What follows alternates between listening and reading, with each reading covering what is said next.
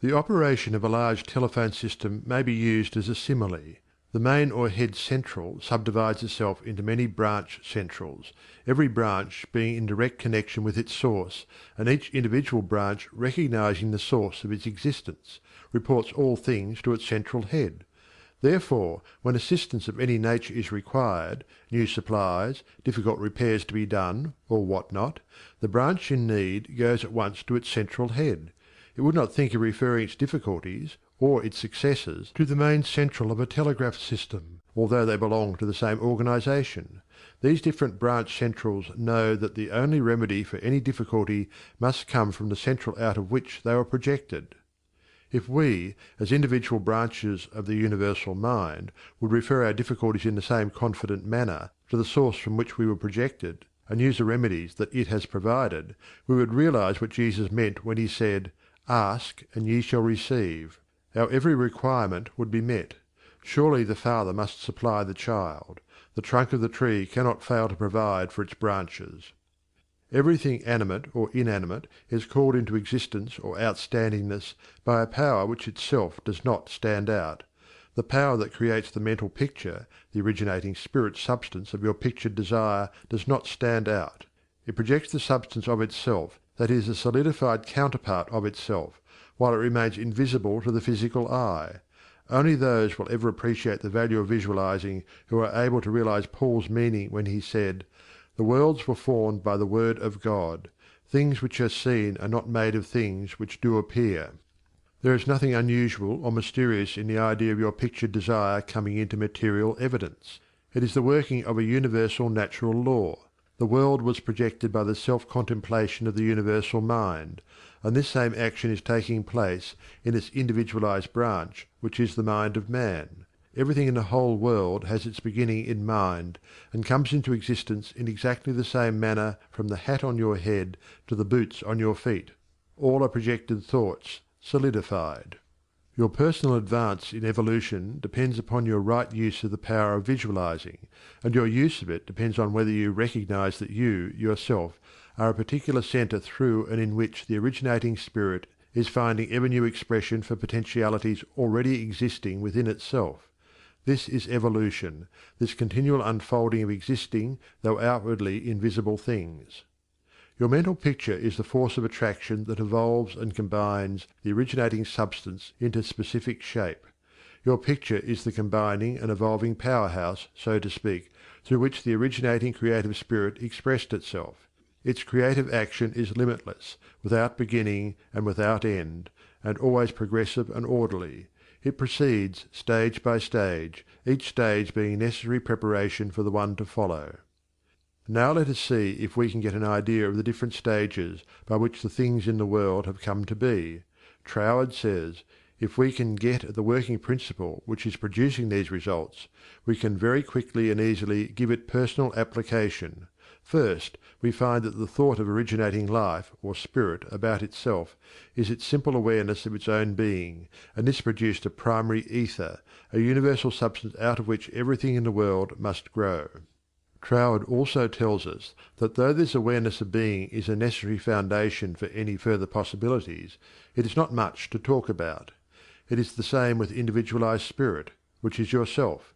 Before you would entertain the idea of making a mental picture of your desire as being at all practical, you must have some idea of your being, of your "I am," and just as soon as you are conscious of your "I amness," you begin to wish to enjoy the freedom which this consciousness suggests.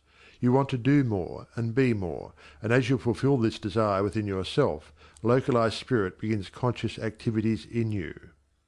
The thing you are most concerned with is the specific action of the creative spirit of life, universal mind specialized. The localized God germ in you is your personality, your individuality, and since the joy of absolute freedom is the inherent nature of this God germ, it is natural that it should endeavor to enjoy itself through its specific center.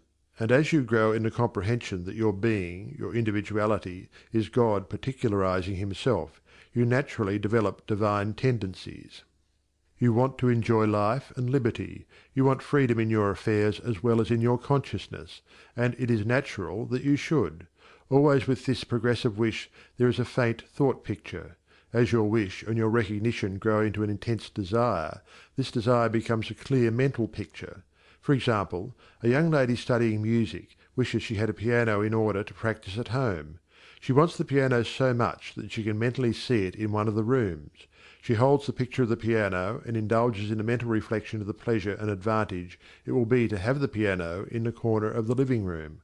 One day she finds it there just as she had pictured it. As you grow in understanding as to who you are, where you came from, and what the purpose of your being is, how you are to fulfill the purpose for which you are intended, you will more and more afford a centre through which the creative spirit of life can enjoy itself. And you will realize that there can be but one creative process filling all space, which is the same in its potentiality whether universal or individual. Furthermore, all that there is, whether on the plane of the visible or invisible, had its origin in the localized action of thought or a mental picture, and this includes yourself, because you are universal spirit localized, and the same creative action is taking place through you.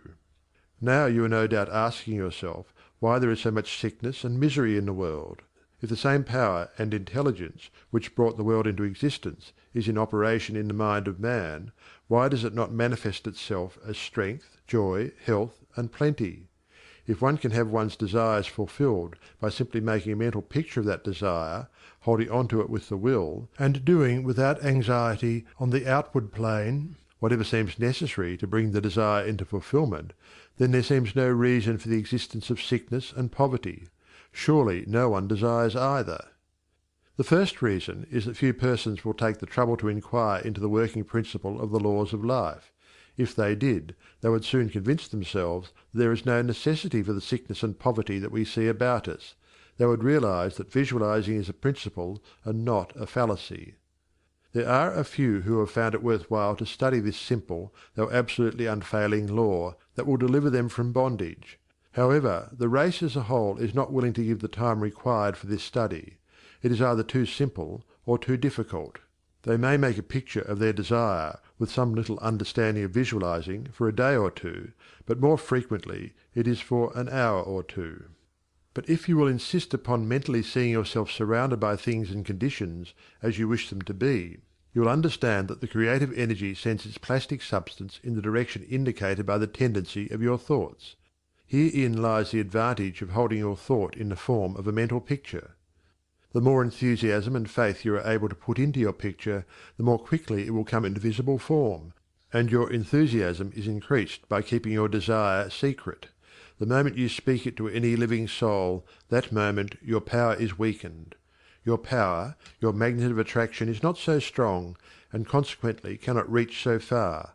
The more perfectly a secret between your mind and outer self is guarded, the more vitality you give your power of attraction. One tells one's troubles to weaken them, to get them off one's mind, and when a thought is given out, its power is dissipated. Talk it over with yourself, and even write it down and at once destroy the paper. However, this does not mean that you should strenuously endeavour to compel the power to work out your picture on the special lines that you think it should. That method would soon exhaust you, and hinder the fulfilment of your purpose. A wealthy relative need not necessarily die, or someone lose a fortune on the street, to materialize the $10,000 that you are mentally picturing. One of the doormen in the building in which I live heard much of the mental picturing of desires from visitors passing out of my rooms. The average desire was for $500. He considered that $5 was more in his line, and began to visualize it, without the slightest idea of where or how he was to get it. My parrot flew out of the window, and I telephoned to the men in the courtyard to get it for me. One caught it, and it bit him on the finger. The doorman, who had gloves on, and did not fear a similar hurt, took hold of it and brought it up to me. I gave him 5 $1 bills for the service. This sudden reward surprised him. He enthusiastically told me that he had been visualizing for just $5, merely from hearing that others visualized. He was delighted at the unexpected realization of his mental picture. All you have to do is to make such a mental picture of your heart's desire. Hold it cheerfully in place with your will, always conscious that the same infinite power which brought the universe into existence brought you into form for the purpose of enjoying itself in and through you. And since it is all life, love, light, power, peace, beauty, and joy, and is the only creative power there is, the form it takes in and through you depends upon the direction given it by your thought indicator. In you it is undifferentiated, waiting to take any direction given it, as it passes through the instrument that it has made for the purpose of self-distribution.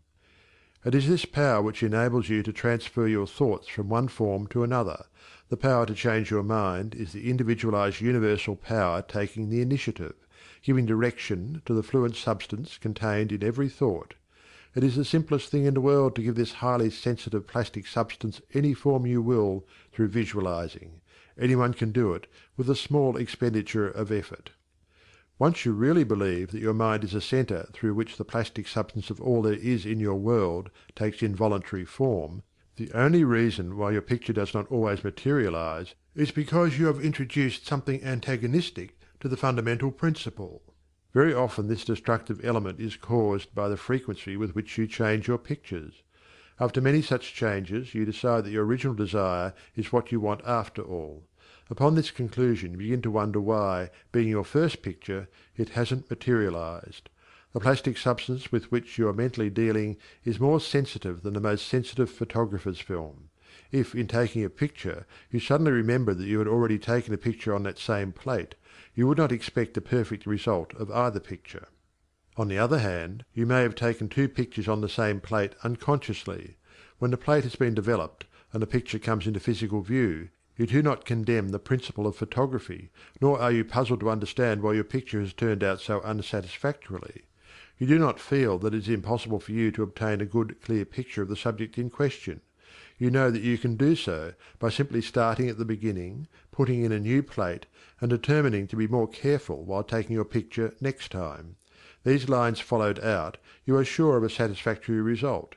If you will proceed in the same manner with your mental picture, doing your part in a correspondingly confident frame of mind, the result will be just as perfect. The laws of visualizing are as infallible as the laws governing photography. In fact, photography is the outcome of visualizing. Again, your results in visualizing and your desires may be imperfect or delayed through the misuse of this power, owing to the thought that the fulfillment of your desire is contingent upon certain persons or conditions.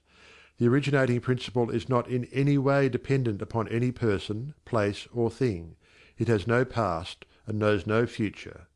The law is that the originating creative principle of life is the universal here and everlasting now. It creates its own vehicles through which to operate. Therefore, past experience has no bearing upon your present picture. So do not try to obtain your desire through a channel that may not be natural for it, even though it may seem reasonable to you.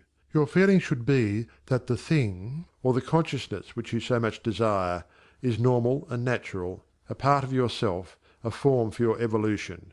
If you can do this, there is no power to prevent your enjoying the fulfillment of the picture you have in hand, or any other.